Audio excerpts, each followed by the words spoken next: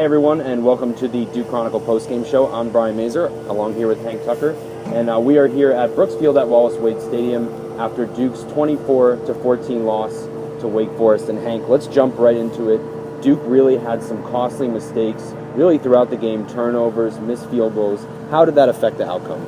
Yeah, Duke really beat itself. It scored the first touchdown of the game in the first half, and then it really could have extended its lead with a field goal that it missed, a 30-yard field goal in the second quarter that could have made it a 10-0 game. It missed another 43-yard field goal with true freshman A.J. Reed, both his first career field goal attempts to end the first half. Also, 3 turnovers were really costly. Daniel Jones threw a backwards pass in the first quarter when Duke was in Wake Forest territory, and then fumbled on a sack in the second half when it was a really tight game, then threw an interception to ice the game. So all that combined, really played a big part in Duke's loss today. And Hank, speaking of Jones, this was his first game against an FBS opponent. He threw for 332 yards, rushed for 2 touchdowns, but the running game in general really didn't give Jones much help, and he had to do most of it through the air.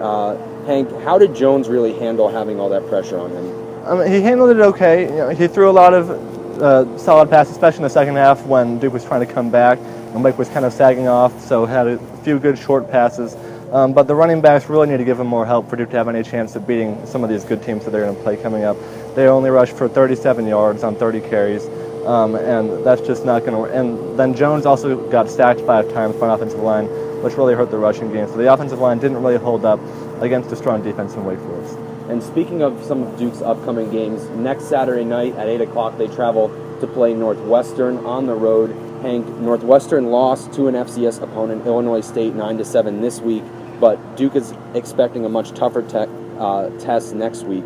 What can they take from this game into this next game against Northwestern and against Notre Dame the week after that? Well, the next week against Northwestern all of a sudden becomes a lot more important now, because this loss tonight really hurts Duke's chances of getting 6 wins, making a bowl. Now they really need to win 1 or probably even 2 games on the road. Their best chance to do that will be next week, probably at Northwestern, probably the easiest team they play on the road of their 6 games in a really tough schedule this year. So next week really needs to be the start of a big run through the rest of the season to be able to make a bowl. All right, and that just about wraps it up here at Brooks Field at Wallace Wade Stadium. Once again, Duke falling to Wake Forest 24-14. Brian Mazur along here with Hank Tucker for the Duke Chronicle. We will see you next week for Duke's game at Northwestern.